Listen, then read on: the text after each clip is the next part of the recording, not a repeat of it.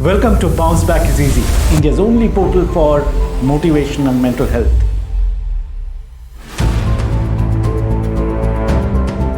Good afternoon, Sujay. How are you? Good afternoon. I'm good. I'm good. Yeah. Thank you for asking.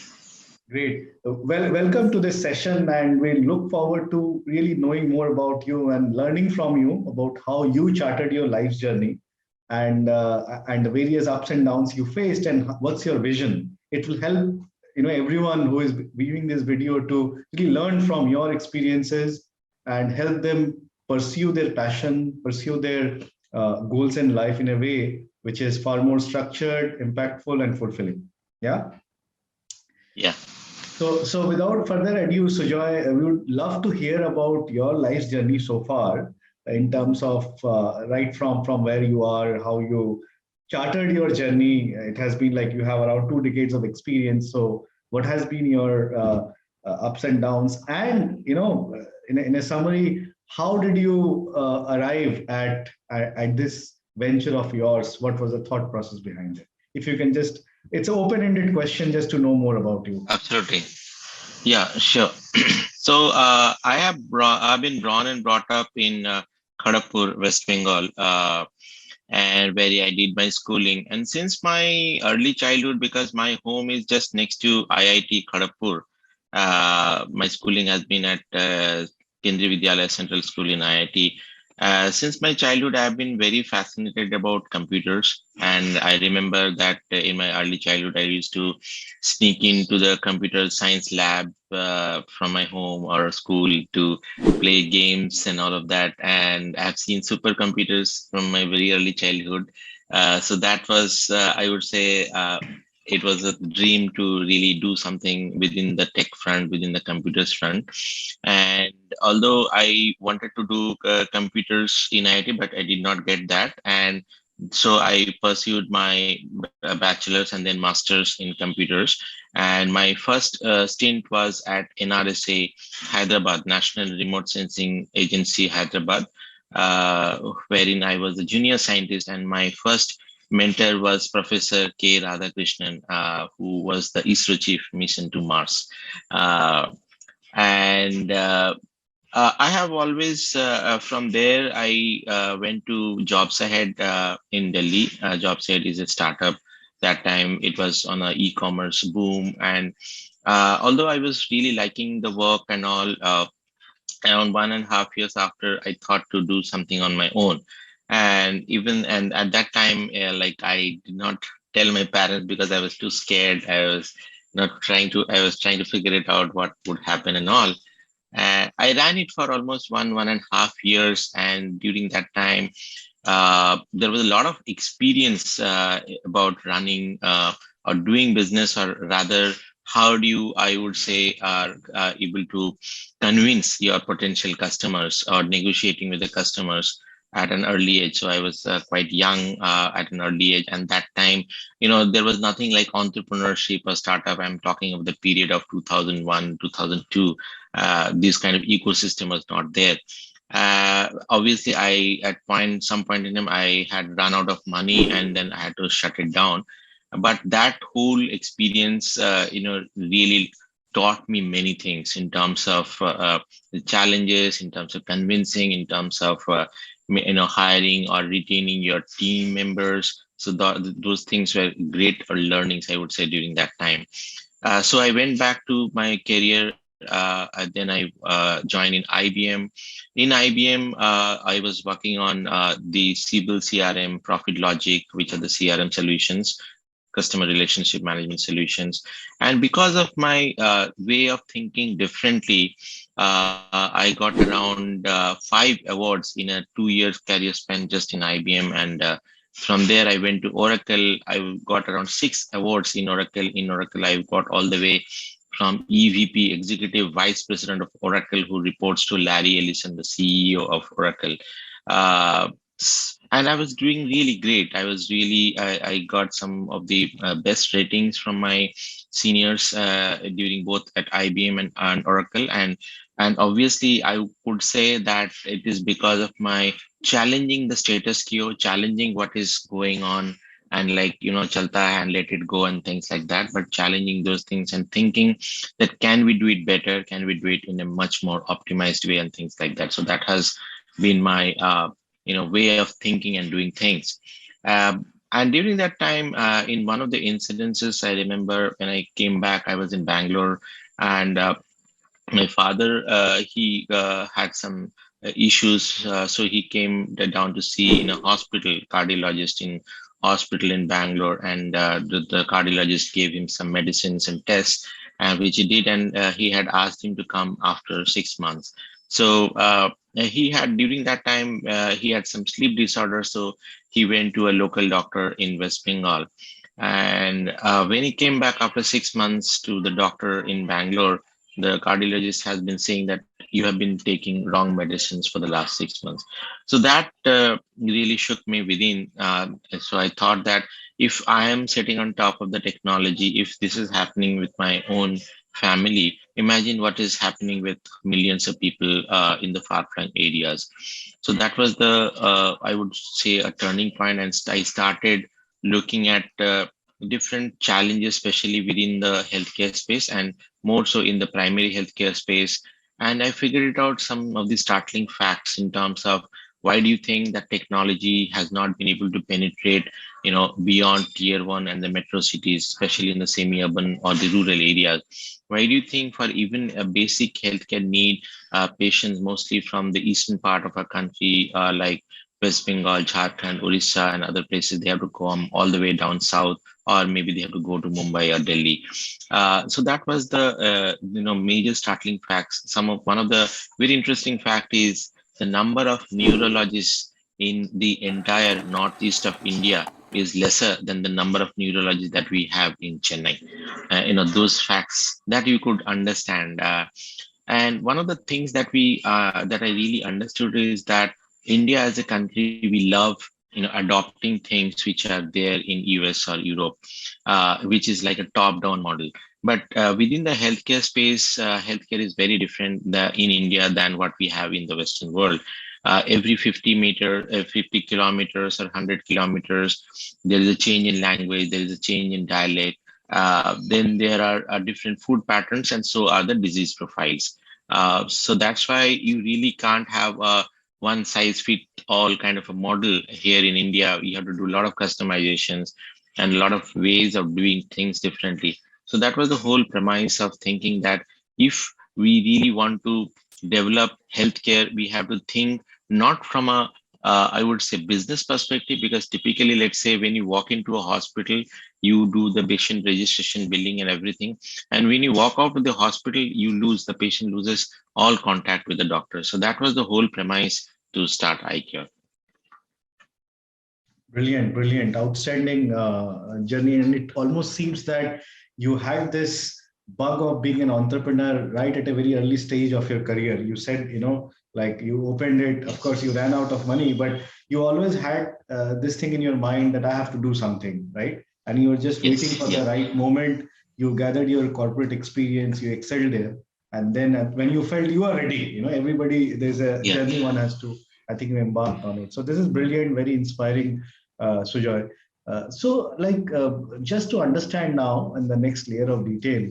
So, as you transition from your corporate career to, let's say, about opening your own venture that you did in the primary healthcare space, I'm sure it would not be an easy decision. And why I'm saying that, No, because at a stage of life when you have around 8-10 years of experience, you probably were married or not married, but you have a family, then there is a peer pressure, yeah, right? And then there is yeah, your family pressure. They would say, why you are getting brilliant, you were AVP in Oracle, so you would be making a lot of money. Why are you leaving such a corporate career? Your friends would say, go to US, settle in US. Why are you getting into yeah, villages in India? So all these I'm sure you would have faced. So how did you manage yes. that? That is more important, that peer pressure, family pressure, social pressure. How did you manage that? Yeah, I would say that was very, very intense. Basically, see, this particular entrepreneurship is not like a typical entrepreneurship or mainstream business. It's an impact business, which is much more or way more harder than doing a mainstream business. And when I thought of really starting that, I was married. My daughter was only 2 years and 10 months old, so very young. And obviously, I come from a middle class family. My father was retired. But I had one bug in mind. A lot of people, when I discussed, they said, I mean, especially the families and other, that why don't you do it when the daughter grows up? I said, ki, this opportunity and time will not come after maybe a few years down the line. So abhi nahi to kabhi nahi. It's now or never, basically. And when I started going out in the villages and doing things, I had a lot of critics. People said, "Ki this guy has got freaking mad. He's just left his job and going around in the villages and all of that." But one conviction I had is that I knew for sure that if this does not work for whatever reasons, my family won't starve, at least, because I can go back and get another job. Obviously, it might take some time. Obviously, I have to face certain hurdles, but they will not have to starve. And if I don't do it for me, for my community, I will not be able to do it never. And this inspiration also actually came from my father when I have seen that when he was as a banker in a nationalized bank, because I'm talking about the period of 80s and 90s, wherein even a simple loan for a marginalized family was so difficult because obviously they did not have uh, different right kind of papers and everything, and that time microfinance was not there, so getting any kind of credit was so difficult. And my father, he actually went out of the way explaining and helping people that why don't you come up with this kind of documentation? You can get this kind of document from this way. And that's how he has actually helped a lot of people. And whenever he used to go to the villages or the communities or even other people, marginalized businessmen, he used to get immense amount of love and respect. And even though I was in a much more, I would say, better salary, but I frankly, apart from just few members within my company and the corporates or my family, nobody actually knew me or my work. Whenever I used to explain that I do certain things, people thought that, okay, you might be doing something, but that was not able to relate to their own life. So in a way, I was actually going through an identity crisis that what am I doing? What is my life for? And that question actually bugged me deep within that is life only about, you know, going to the school, going to the colleges, getting a job, getting married and raising a family. That's about it. And then you die. So, I mean, and that bigger question really shook me within. That if I am setting up the things, if that conscious call which is coming from my deep within, and I was like unable to sleep for many days, for many nights when these questions were I did not have an answer to. And so I think that strong zeal, and the more I used to get critics, the more I used to get people kind of mocking at me. I knew that they were mocking at me, maybe the neighbors in my community, especially, that, okay, why this guy was doing so well and why he has left the job and all. That the more I used to get criticism, the more stronger I became from within. And I had to really hold on my conviction that, yes, I definitely can do that. So that led me to keep going on that. Outstanding, outstanding. Very inspirational, Sujoy. Yeah, as you rightly said, I'm sure with a 3-year-old kid, daughter, married, your in-laws, I mean, of course, your father was in that similar line, but your neighbors, your colleagues would have really created a roadblock. And an average thinker would always succumb to those social pressures, right? Peer pressure, because Yes, you need a higher force to really pull you out of that gravity. You need that yes, alignment to purpose. Yeah. Otherwise, yes, if you yes, just think from a profit and loss perspective, of course, this is foolish, right? I mean, in the short term, yes, when you are yeah, taking a plunge, it doesn't make sense. But there is a higher vision, there is a divine, I would say, divine intervention, which is giving you a bug that, as you said, that is life is just about the studies, getting a job, married, raising kids, and die. Is that the template of life, or is there something more to it, right? And that's a very deep yeah, question that that one has to ask himself or herself to really find the passion. So Sujay, we have seen many times young students or young even corporate going people, they ask this question that I don't know my passion, right? I mean, I graduated from my college, I got a job, 30,000, 40,000 rupees per month. I'm fine. I'm fine. I don't know what my passion is. So, what would be your suggestion when you reflect on your life? Maybe few people like you have it in the blood, right? That even when you are passing, you thought, no, I want to do it. But many people are not that lucky. So, what would be your suggestion for people, for young people to how should they discover their passion if they don't have if they're not aware of it already?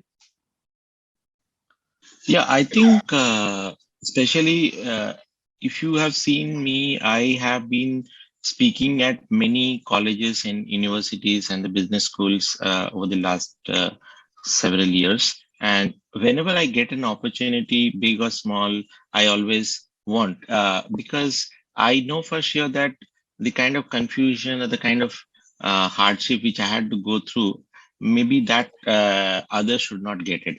And it is also a fact that it is not so easy to reach out to more successful people, so to say. I mean, uh, because let's say they are very busy, they're chasing something, their targets and goals.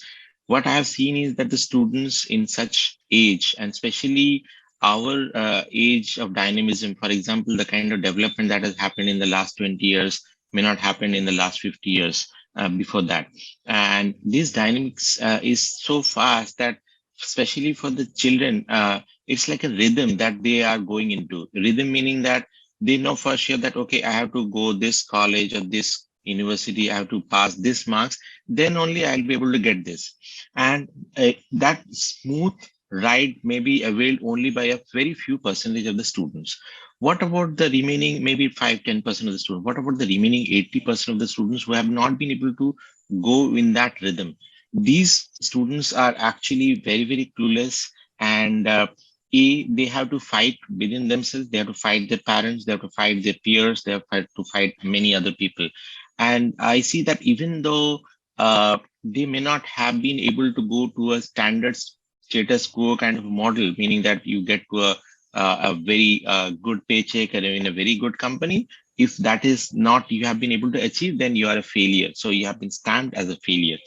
I think it's really high time that everyone, be it our educational society or even our country as a whole, need to think through this whole status quo. Like we have seen from our early days that you have only two career options in your life, which is becoming a doctor or becoming an engineer. There is no third option. And today, as we speak, there are so many ways of being successful in many ways with thanks to the, I would say, the digital world which is coming in. I would say that if you really want to find your passion, if you really want to find your strength or core things, there could be n number of ways. For example, in your life, you might be influenced or motivated with some people whom you have seen or whom about you have heard. And if you simply go through those things, definitely that would be, it's not that you have to simply follow that person, but what thing could be there is that they have not gone through the status quo in a way. For example, if I talk about Mr. Richard Branson, he was a dyslexic child, and his first journey was like he wanted to meet his girlfriend, and he did not have, he missed his flight, and the only option was getting a chartered flight, and in that case he did not have money to buy the tickets for the chartered flight. So in a way he just put a poster, and he saw that many of similar people had also lost that flight, and so he collected money and all of them booked, and they were able to go to the destination, and in a way he also made some money out of that. So it's a way, because see, this is not the simple way of thinking. Normal people will not think in certain ways. Like nobody can think that, okay, can I book a chartered flight? Can I get more 10 more people? I would say that the people who are really holding themselves is fear. If you have certain fear, for example, in my case also, if I was definitely I was fearful in a way, because obviously As a country, if you miss your certain dates of rent, if you miss your dates for paying your bills, you are looked down upon. That okay, your landlord will not leave you. That okay, you are chasing your dream, so you pay me after 2 months. That is not going to happen. We all live in a very practical world. If you miss a date and if you miss an EMI, the bank person will not call me and say thank you, please carry on your dream, and I'll call you after 2 months. That's not going to happen. The only way I would say is to chase your passion is to be is take risks and calculated risks. That is very important. So in my case also, for the before I actually embarked on a full-time mission in iCure, almost for 1.5 years, 2 years before that, I was spending my weekends, I was spending my night outs, doing a lot of research, speaking with a lot of people. That why do you think that primary healthcare, public healthcare has not seen a technology penetration? And I could see that people were thinking in a certain way that, oh no, government is not doing this and this is not doing that. And everybody was talking about the problems, but only very people were also talking about the solutions. I think if we could have thought in this way, maybe it would have worked. So that we have to really filter out those sets of people that, okay, is it really possible to filter out such kind of people who are able to think in a different way and who might think that out of these huge amount of problems, there could be some things which is actually directing to a solution. So for the youngsters also, for example, how do you know, they can find out some influencers that has really motivated their lives, their circles in a way wherein they have seen that thing differently. If they are able to read certain books which can really inspire them to do something very different, and see is that taking calculated risks and taking some risks and seeing. So, for example, in my case, when I started testing that thing, I saw that yes, indeed, there is a huge need. And obviously, it is extremely challenging, it is extremely difficult, but the need is also very high. And that kind of gave me the confidence that I should move on and I should take that risk fully so that I can leave my high paying job to start a business which is impactful and which can really touch people's lives. Great, great. No, that is brilliant, Sujay. So what you are sharing is, like you need to find your passion and to manage that journey. You need to take calculate less risk. You need to, of course, fear will be there. It's not an easy journey, but you need to find ways to circumvent your fear through calculated risk, like you did. You don't need to find a startup the day you are leaving the corporate. There are many things that you can do. We have, in corporates, we don't work 24 hours. We have weekends, we have Yeah, weekends, and to really get into, especially in the digital space, a lot of research, network, a lot of things which are critical later on, right? And it takes time to build. right. So, and that is what you mean by calculated risk, that you spend those hours in the beginning when you are also earning money to create the base, to create the background. And once you see the light on the across the tunnel, then you take a plunge, so that you are Yes, really tuned to be successful. Now, this is very interesting and yes, this is very practical, and and I really agree to you. And probably today you are so successful because you followed the right steps. But here, Sujay, very curious to also understand that there are two school of thoughts. So, school of thought number one says that okay, guys, first step should be you find your passion. I want to mm, impact, let's say, primary education. I want to impact primary healthcare, whatever it is. Find your passion and then invest your hours in that passion and build your talent around it, mm, right? right. Build your skill. That is one school of thought. But there's a second school of thought which says that no, you find what you are good at, what is you are really brilliant at, and then structure your life or passion or whatever you may call it around your strength. These are two different, Mm-hmm. two opposite school of thought, right? uh, what do you think is more practical to be successful as an entrepreneur and not make entrepreneurship as a social club? Many people take high, oh, I have opened a company. No, to really make it practical and not run out of your force, energy, and money, to take it to its successful conclusion and have economic viability. Which model do you think is, from a general perspective, based on your life's journey, a more practical and realistic? Should you basically find your passion and then invest in building your skills around that, or you find your passion around your skills, or find structure your life around your skills? Yeah, I would say a mix of both in a way. For example, when I started doing healthcare, obviously I don't have any degree within the medicine space. I'm not a doctor. And but at the same time, when we really need to build healthcare, technology is an important component. So technology is definitely one of my core skill set. But within the running a primary healthcare, you need a bigger skill set, which is in terms of doctors and the medicines, which I don't have. And but I was very, very passionate because I could see the call coming in and I could see the problems within my own family. And that led me to really think about that. And when I started speaking with various doctors and others, and then I was talking about those problems and then the solutions. I saw that a lot of doctors have started agreeing to the way I was able to describe to them. So typically, if you see many entrepreneurs, you take any example again. If I talk about Dr. Branson, he did not have any experience of running an airlines company, and he once jokingly said that if you want to become a millionaire in an airlines company, you first have to become a billionaire, and then you can become a millionaire because obviously it's so hard to make it profitable. So in this case also, if you look at many of the entrepreneurs, I would say many of them really don't have the core skills of that business. But one of the things was that definitely they have passion and they have certain skills to match that passion.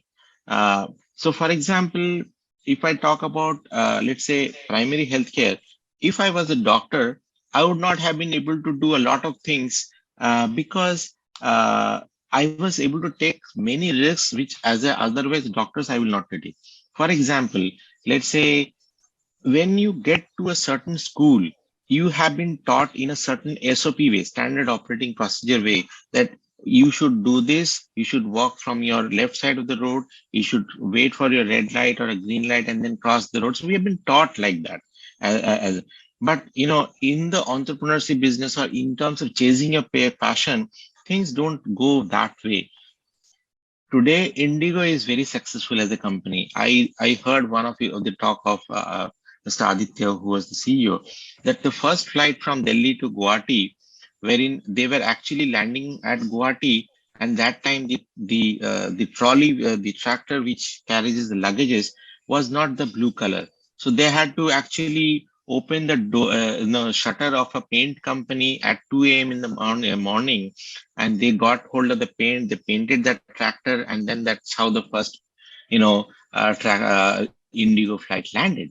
So if you follow the book, you will not never be able to start a business because there will be many things which is like a dead end. You really can't cross if you just follow the book. But if you are in a believer and you have to think in a very disruptive way, in a very different way, if you read about our President Kalam, the way he started on his own the rocket, ISRO agency, it was also in a very disruptive innovation, so to say. So the disruptive innovation does not come with your huge skill set. If you are extremely qualified and if you want to really run that business, you will run it very, very calculatedly because you know that, okay, if I, because you have not been taught that way. You have been taught in a very methodical way. But in case of running or chasing a passion, everything does not run 2 plus 2. 2 plus 2, maybe 4, maybe 5, maybe 3. It depends on that situation at that time. And that is why I think we have been like, just like a baby elephant, if you're tying with that very thin rope and even the elephant grows bigger, the elephant still thinks that I have been taught by, I'm tied by a rope. And in lives also, we have been tied by a rope in certain way. We have been tied by our family, our relationships, or many other things that we know that, okay, at the end of the day, I have to come home, I have to do these certain things, and I have to go to sleep. When I wake up, I have to do certain things. We have been taught like that. But in a typical firefighting world or even a soldier, if the soldier has been taught like that, that you follow the rule book and then you go to a war, they will never be able to win the war. So in life also, apart from being in the battlefield, we are also at a war in many ways. We are at a war with the pandemic. We are at a war with the inflation. We are at war with many other things. And it's always not to follow the rule book. So my school of thought is definitely that passion should be there because passion will help you to jump out of that SOP, that you have been following that status quo. Without that passion, you will not be able to jump to that, status quo. And then that's how you'll be able to move to the next level in terms of the things. So that is how I think I believe in. Outstanding, great. So what you're saying is passion is a key driver, but at the same time, having some relatability, some part of the skill sets is important. On the other hand, if you're Yes. overskilled in that, then it becomes Yeah. self-limiting, because then you would follow the standard operating procedure and you'll find it Yeah. very difficult to to really innovate your journey, right? You go by the books and that Absolutely. doesn't Yeah. work. So passion is a Correct. key driver, and but of course you need to have some set of skills. Like for a Right. business, it's not one skill, there may be five skills, and you need to be good in at least Yes. that's absolutely practical. So you also spoke a little while earlier about fearlessness, and how to circumvent your fear. At times you are fearful and stuff. So Right. Sujay, how, like today when you are running your company, it has been almost 8-10 years, and I'm sure you have achieved a lot, but you have a lot of other goals to achieve, targets to achieve. You must be very tiring and busy. So what are your insecurities today as a more established entrepreneur? You are not at a very early stage now. So today, both from a financial perspective, from a people perspective, from a running the business perspective, from an equality perspective, there are multiple dimensions to it. So what are your insecurities today? What is it that you feel fearful about, and how do you manage those insecurities? Yeah, I think that's again a very good question. It's not like just because you have come across certain journeys, you have solved all of your problems, because the size and the complexities of the problems would be becoming bigger and more complex as you move forward. I would say at this point in time, in terms of running the business, it is definitely about ensuring that till now I have been able to run with a lot of compassion. And typically, you can ask any of our team members, the way that they have been, trained and taught is that don't look or don't come to iCure if you are thinking of another 9 to 5 job. That is not the place, because if you are not passionate to really deliver care to the patients who means us a lot, you will not be able to serve with the utmost care. And healthcare without care is mechanical, and that does not work. But when the company grows, let's say, because now we are in almost 10, 11 states, in multiple geographies in India and internationally, I would say one of the fears would be that how do I retain the same culture or the same compassion as I grow? Can I multiply that compassion to newer people who are coming in? Because till now, let's say I have been able to at least interview the important team members, but as it grows, it would be becoming difficult to not only interview or screen them and becoming letting them to be part of the family, but also ensuring that they are equally motivated, equally focused. So one is that definitely in terms of retaining that inertia within the team members, that is how that could be maintained as we grow. And the second would be definitely no business is, I would say, foolproof, obviously. So at this point in time, if we do certain mistakes, the multiplication would be much more than what if we had done it at an earlier stages. So it's always about ensuring multiple times, because now we have started doing it at much more complex level, because we are looking at uh, working and contributing towards vaccines for cervical cancer. We are thinking of a over drug usage of antibiotics. We are talking about long COVID, which is like once the patient survives from COVID, there is a long COVID because they have many other ailments, let's say the skin ailments or maybe a few other things. How do you monitor such kind of things? And healthcare as a business is very, very complex.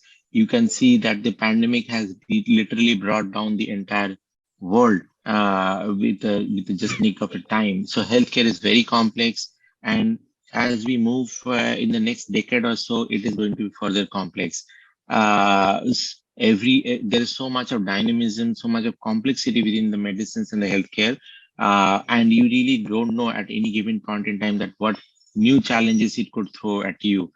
So I'm really worried on that part as well, that within that complexities, how do we still become innovative and remain innovative, that we are able to adapt to the new dynamics of within the healthcare space. Yeah. So two things. One is in terms of losing the culture side, that is one fear, and the other is really ensuring that we are able to keep pace with the new dynamics and new complexities with the medicine world. Understood, understood. No, this is really interesting because the culture is the epicenter of the actions, right? And as the organization becomes big, the effect, and in your words, multiplies. So people are looking out Yeah. at the leadership team, and if they see a sense of limited integrity or lack of Right. commitment, that just gets replicated. And as you Yes. said, as the organization gets bigger, it's a big challenge to manage that. That initial, Correct. the scale up phase is very critical. Not to, of course, the depersonalization happens, but at the same time, the core values, because that is the soul of the organization, should not be compromised. Now, having said that, Sujoy, um, when you hire your core team, or as you do that, or have been doing that, what do you Mhm. see in your people, or either directly or Mm. indirectly? How do you judge people? How do you see that, okay, this person will click in my organization or with our value system, or they will not? So what is it that impresses you about people? I have seen hunger to do something, the cravings to do something.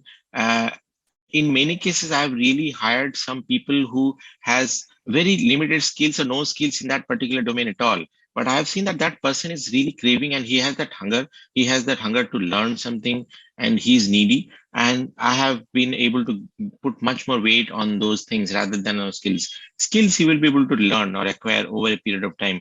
But if you are lacking in certain hungers or those cravings, obviously, no matter if you have skills, it will need to be updated. It need to be upgraded over a period of time. And if you are lacking motivation when you are waking up in the morning and you really don't know what is your goal for this coming day, you're not able to move forward.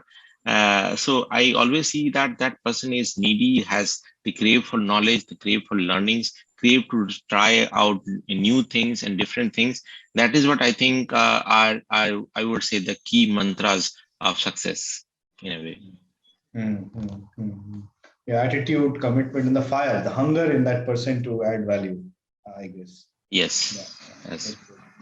So, Sujoy, my next question will go into today, as you scale up your organization, as you are really driving more impact. How would you define your success and the organization's success? A few years down the line, what is your vision of North Star? Our vision of North Star would be, I mean, it's a vision of our organization that no patient should die due to unavailability of doctors in the primary care space. It's really, really heartening when we see that for even the basic needs and the scarcity, the patients are dying. The pregnant mothers are delivering on the paddy fields. The pregnant mothers are delivering on a bolero van on the way going to the hospital. Uh, and especially this whole second wave has also shown so much of deaths all around, and we must not forget that how a virus can really bring us all to our knees. So definitely I think these are very, very important missions that if we really want to reach ICure, or even from my personal goal, that within the primary healthcare space, no patient should die. That is our mission, in fact. And as an achievement, we definitely want to be the voice of primary healthcare globally. And I think that's like, for example, it's really heartening that we won the national, uh, top 50 COVID-19 warriors by World Economic Forum because of our work in the COVID period. I'm now recently joined advisory board of a very large pharmaceutical company for a vaccine research. So these are, I would say, because see, what I have always believed that uh, researchers within the healthcare space and the researchers in a non-healthcare space act very differently. Unfortunately, the pandemic has been so devastating because within the healthcare, things have been in silos. The device companies, the pharma company, government, stakeholders, practitioners don't talk together. They don't talk and discuss together. If you see, And even an FMCG company has a research division. But if you walk into a hospital, do you find a research wing in that hospital? It's not there. And that is also one of the major reasons. If you look at the entire journey of the different pandemics and the epidemics, it is always afterthoughts. That is, after thousands and millions of people have died or affected, we start figuring it out what we need to do next.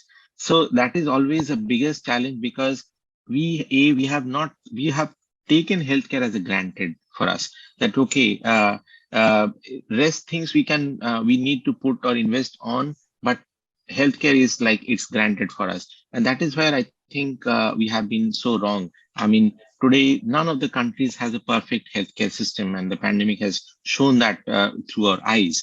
And I think that is where I think we need to become the voice of primary healthcare. And towards that, actually, one of the first things which we are doing is we are actually setting up a living lab, which is in Baripur near Sundarbans. As you know, Sundarbans has 150, 105 islands, out of which around 52 are inhabited, meaning that people are staying, and around the remaining 50 are complete jungles where we have the Royal Bengal tiger and others. And in these islands, in fact, I was in this one of the islands just 3 weeks back. Some of the islands, they have a population of more than 20,000, 25,000, 40,000 people staying there, and no doctors are there. They are surviving on quacks. If any person has to come to the mainland, they take a minimum of 7 hours to reach the mainland, because they have to cross many boats. And if it is after the dark, after the sunset, they don't get boats at all. So imagine the plethora of, and Sundarban is such a geography wherein we continuously see cyclones and others natural calamity hitting out there. And so these are the challenges which we see. And in fact, after I came back from that place, we immediately decided that we need to set up 20 telehealth clinics in 20 islands in the next 1 year or so. That is our target.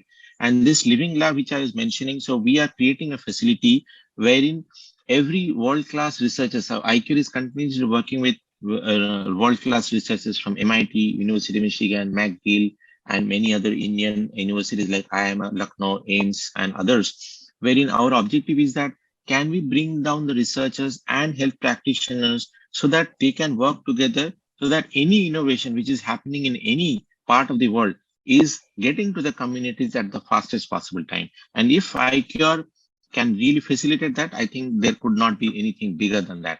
So that is our wish list, really. Very profound, Sujay. Really impressed. It's very inspirational that you're doing this kind of you have this kind of a vision, and it just shows the profundity of your vision, the profundity of the value you want to add, and the level at which you are adding. Right? You mentioned Sundarban people. So if someone has a problem at 7 p.m., literally they have to wait for next afternoon to even reach Yes. a doctor, and people will die. Yeah. And so Yes. this is the kind of impact. Today we are investing only in the metros. We can get pizza in 30 minutes, right?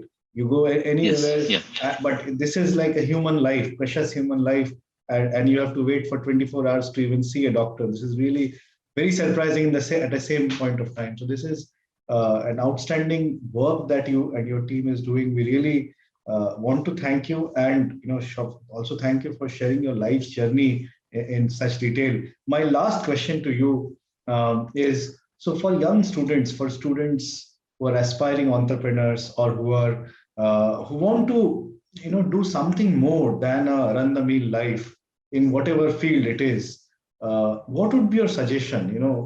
Very generic question, but when you look back at your life, 20, 25 years of your life, what would be your suggestion for that young kid who is at his 20th year of his life and doesn't know many things, but know this much, that I want to do more?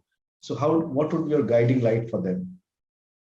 My guiding light would be a couple of things. One is I have seen people, and even not in IKEA, but even in IBM, Oracle, and others, they feel that I have been asked to do 8 hours of work, so I will do 8 hours of work.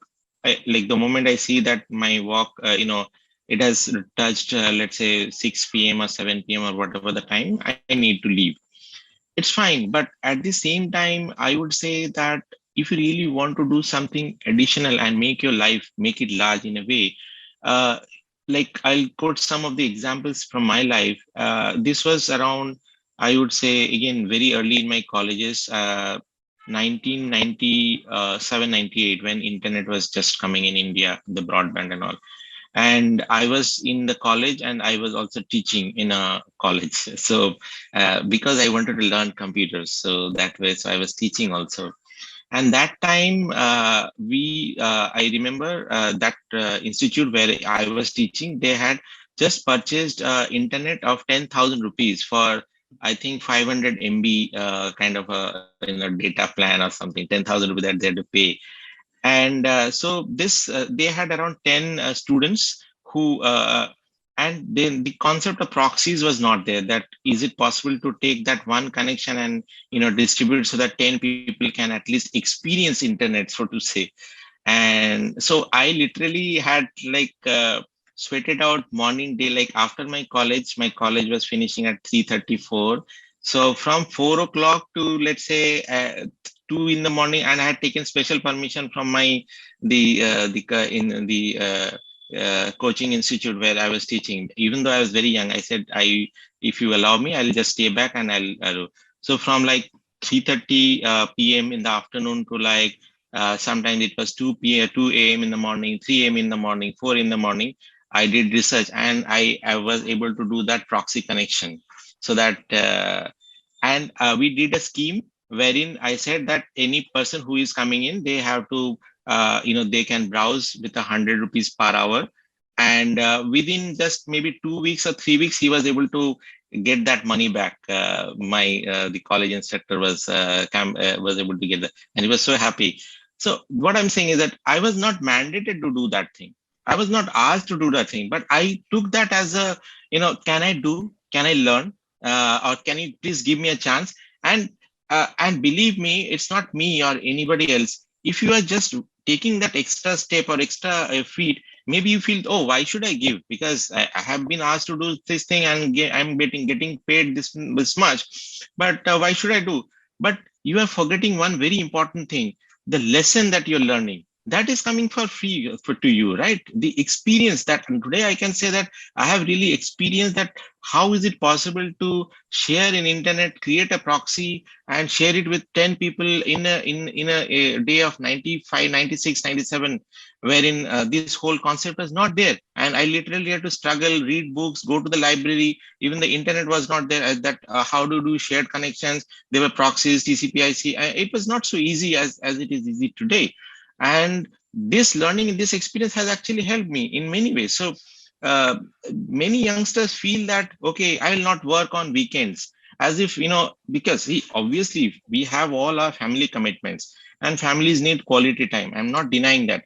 But weekends can be a learning path also. Weekends cannot be only for watching movies or, hanging out with the friends. That is there. But, if you are really passionate about learning something, doing something, obviously you will have to find time for that as well.